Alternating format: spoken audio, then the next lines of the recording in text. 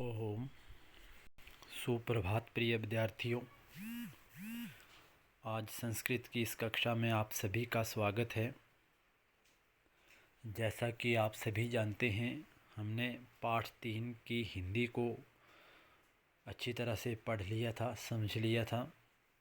तो आज आओ उस पाठ 3 चत्वारि प्रिय मित्राणि के अभ्यास की ओर चलते हैं। मैंने आपको पहले ही बताया है, अगर आप पाठ की हिंदी को अच्छी तरह से याद करते हैं, समझते हैं, तो अभ्यास और व्याकरण करने में आपको आसानी होती है। तो आओ अभ्यास की ओर चलें। प्रश्न नंबर 1 है, एतानि कथनानि शुद्धानि अशुद्धानि वा वदन्तु लिखन्तु च। एतानि कथनानि, इन कथनों को शुद्ध और अशुद्ध करके लिखो बोलता है। पहले आप आम और न में लिखते थे, अब है शुद्धम और अशुद्धम। ठीक है, शुद्धानि अशुद्धानि इन्होंने इसलिए दिया है कि इन्होंने कहा है कि सभी प्रश्नों के उत्तर दो, लेकिन हमने एक एक करके जो है वो उत्तर देना है, तो एक वचन का ही प्रयोग करेंगे, शुद्धम और अशुद्धम। तो पहला है, चत्वारि प्रिय मित्राणि वने वसन्ति स्म। 4 प्यारे मित्र वन में रहते हैं। वसंती है, स्मोनी है। 4 प्यारे मित्र वन में रहते हैं। तो सभी ने पाठ में पढ़ा कि सभी 4 मित्र वन में रहते हैं, तो इसका होगा शुद्धम। एकदा हरिणः दूरम गच्छति, एक बार हिरन दूर जाता है। तो सच में ही हमने पाठ में पढ़ा कि हिरन जो है वो दूर चला जाता है, शुद्धम। मोह के पैर में हलंत होनी चाहिए, चाहे शुद्धम हो चाहे अशुद्धम हो। व्याधा कच्छपम जालेन अवदत, शिकारी ने कछुए को जाल से पकड़ा। अशुद्धम अशुद्धम। म मूषकः जालम कृंतति, चूहा जाल को काटता है। तो आपने पाठ में पढ़ा कि सच में ही चूहा जाल को काटता है, शुद्धम। कच्छपः अत्र तत्र पश्यति, कछुआ यहाँ वहाँ देखता है। तो कछुआ यहाँ वहाँ नहीं देखता है। आपने पढ़ा कि कौवा जो है वो उड़ उड़ कर यहाँ वहाँ देखता है, तो इसका अशुद्धम होगा। सर्वे प्रसन्नाः भूत्वा सुखेन बसन्ति, सभी खुश होकर सुख से रहते हैं। अंत में आपने पढ़ा कि सभी सच में ही खुश होते हैं और सुख से रहते हैं, तो शुद्धम। इस तरह से आपको प्रश्न की हिंदी आनी चाहिए, तभी आप उत्तर जो है वो सही कर पाएंगे। आगे है प्रश्न नंबर 2, मंजूषायाम प्रदत्त पदे रिक्त स्थानानि पूरयन्तु। मंजूषा जो साइड में बनी होती है, इसको कहते हैं हेल्प बॉक्स। यहाँ से उचित पदों को चुनकर आप भरेंगे। इसमें भी आपको रिक्त स्थान की हिंदी जो वो आनी चाहिए। चत्वारि मित्राणि मिलित्वा डैश बसंती, 4 मित्र मिलकर कहाँ रहते थे, तो बने, वन में, सप्तमी विभक्ति एक वचन, वन में रहते हैं। हरिणः डैश गच्छति, हिरण कहाँ जाता है, आपको पता है, दूरम, दूर चला जाता है, दूरम अव्यय है। ते परस्परम वार्तालापम कुर्वन्ति, वे आपस में बातचीत करते हैं। आप सभी जानते हैं कि कछुआ, चूहा और कौन, कौवा जो है आपस में बातचीत करते हैं। डैश हरिणम पश्यति, सबसे पहले कौवा जो है वो हिरण को देखता है। डैश मुक्ता अभवत, कौन आज़ाद होता है बंधन से, जाल से, हरिणः हिरण। तीसरा है, उचित विपरीत पदम चित्वा लिखन्तु, उल्टे शब्द जो है वो चुनकर लिखने हैं। जैसे रात का उल्टा दिन होता है, उसी प्रकार से दूरम होता है पास और समीप, दूरम होता है दूर और समीपम होता है पास। सायंकालः रात्रि को कहते हैं, प्रातःकालः सुबह को कहते हैं। प्रसन्ना खुश, खिन्ना जो है वो दुख होता है। सुखेन सुख से, दुखेन दुख से। सुखेन का आप दुख नहीं करेंगे, क्योंकि सुखेन में जो विभक्ति वचन लगा है वही आप दुखेन में भी लगाएंगे। मुक्तः आज़ाद, बद्धा जाल में बंध गया, पकड़ा गया। प्रश्न नंबर 4 है, एतेषां प्रश्नानाम् उत्तराणि एक पदेन वदन्तु लिखन्तु च। इन प्रश्नों के उत्तर एक पद में बोलो और लिखो। तो पहला प्रश्न है, आपको पता है प्रश्न में जो विभक्ति वचन लगा होता है वही उत्तर में भी लगाना होता है हमें। कह दूरम गच्छति, कौन दूर जाता है, क्वेश्चन मार्क। तो आपको पता है एक पद में उत्तर देना है, हरिणः। ठीक है। हरिणम कह अवदत, काका या कृषका या व्याध। तो शिकारी को किसने पकड़ा था, हिरण को, शिकारी ने, तो व्याध। संकटः क आसीत, मुसीबत में कौन पड़ गया था, हरिणः हिरण। जालम कह अकृंतत, जाल को किसने काटा, अकृंतत काटा चूहे ने, मूषकः। के प्रसन्ना अभवन, कौन खुश हुए, चत्वारि मित्राणि। के लगा है ना, तो बहुवचन वाले खुश होने वाले ज़्यादा होंगे। तो चत्वारि मित्राणि, ये एक पद में थे।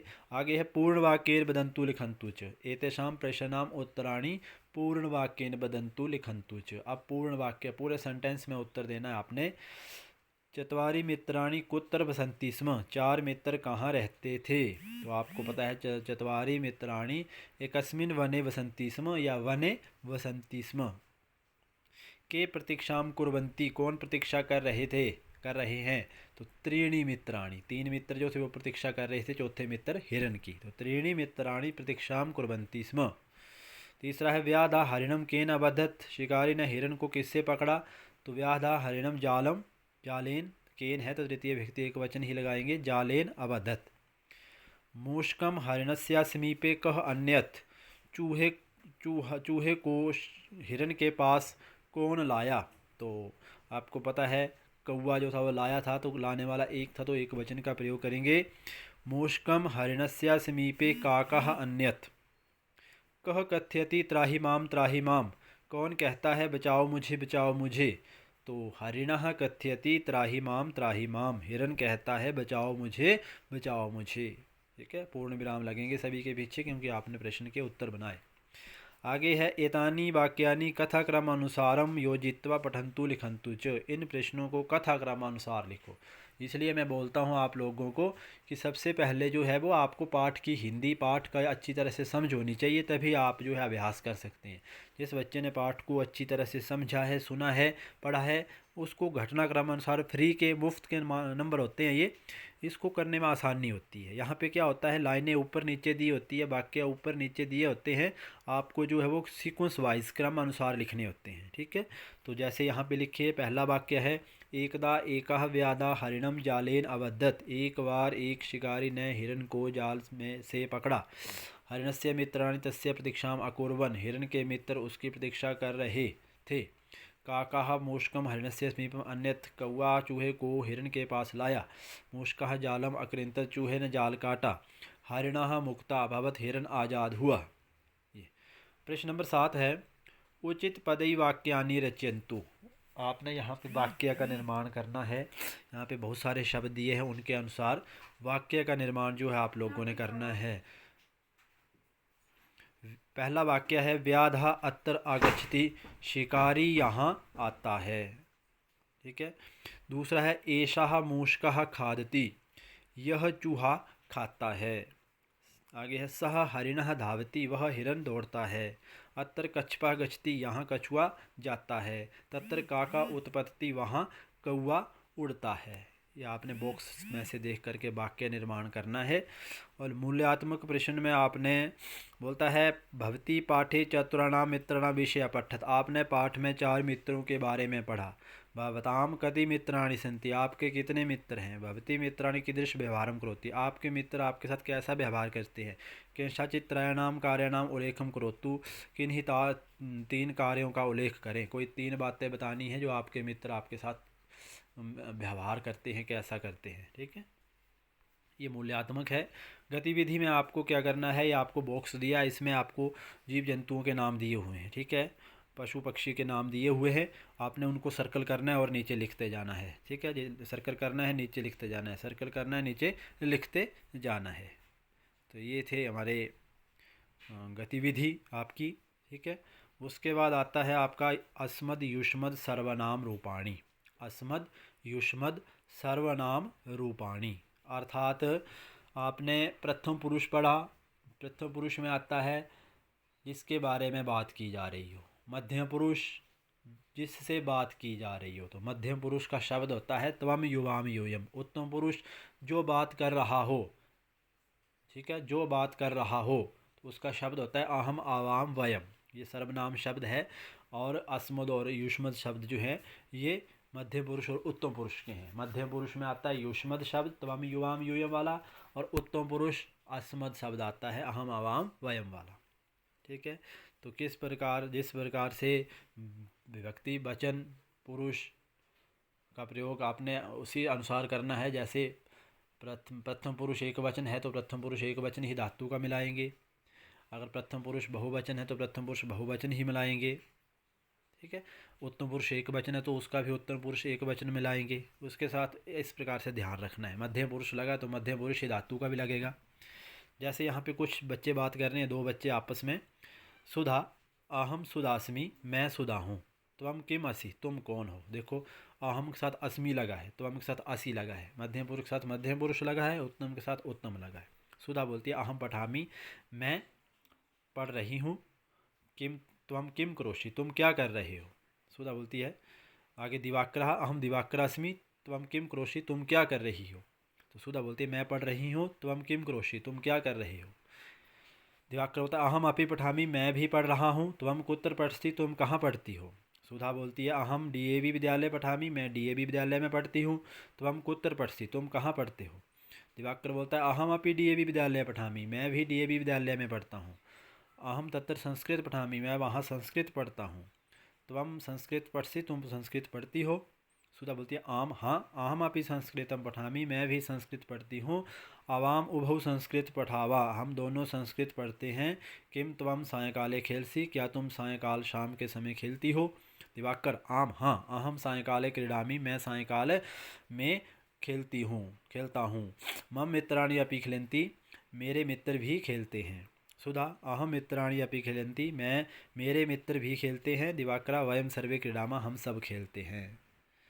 ये इसमें आपने क्या देखा, क्या समझा कि अहम एक वचन है, उसके साथ एक वचन का ही प्रयोग लगा है। त्वम भी एक वचन है मध्यम पुरुष का, उसके साथ धातु का मध्यम पुरुष एक वचन लगा है।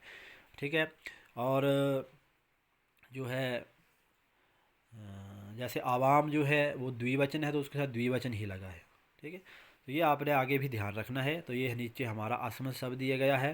अहम आवाम वयम, माम आवाम अस्मान, मया आवाभ्याम अस्माभि, मह्यम आवाभ्याम अस्मभ्यम, मत आवाभ्याम अस्मत्, मम आव्योहो अस्माकम, मयि आव्योहो अस्मासु। ये अस्मत् शब्द है। ठीक है।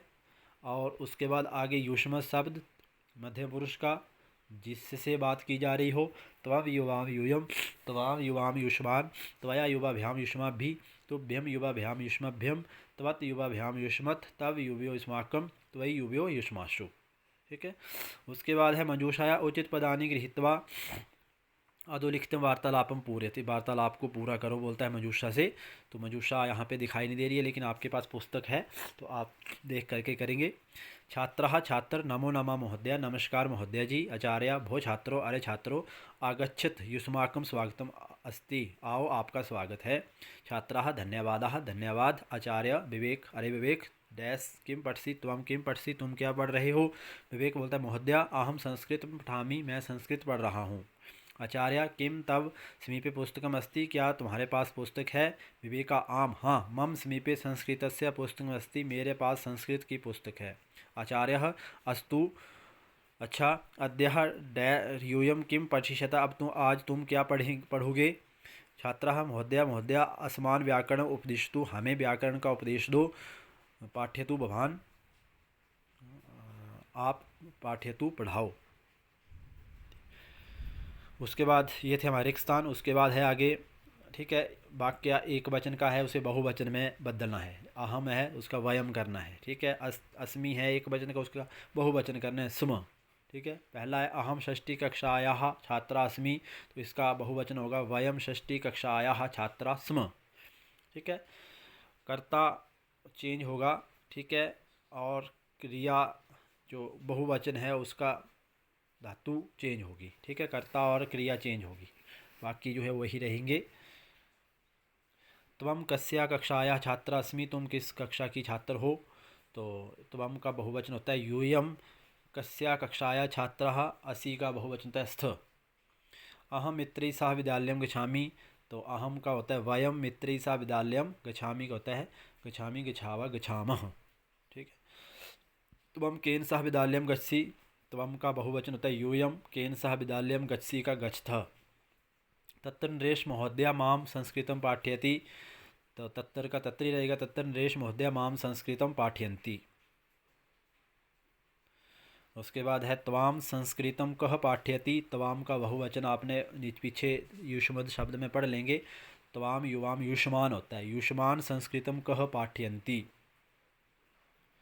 कः पाठयति सॉरी।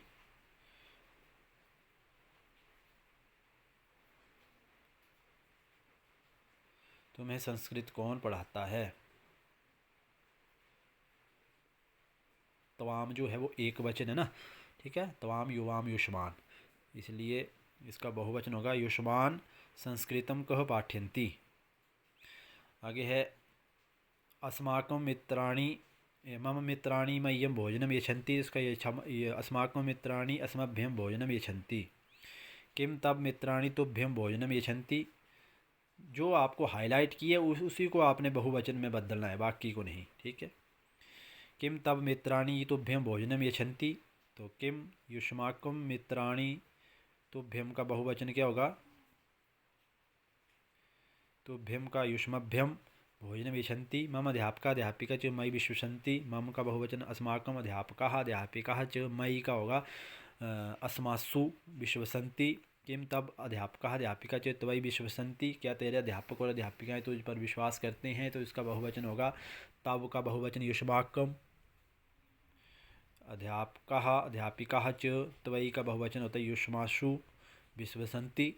इस प्रकार से आप युष्मदास्मद शब्द से देख करके वाक्य को बहुवचन में बदल सकते हैं, ठीक है। बहुवचन में किसे बदलना है? जो आपको हाईलाइट ब्लैक डार्क किए हुए हैं, हाईलाइट किए हैं शब्द, उन्हीं को बहुवचन करना है। जैसे अहम का बहुवचन करना है, छात्रा का तो है ही है, अस्मि का करना है, ठीक है, त्वम का करना है, असी का करना है, अहम का करना है।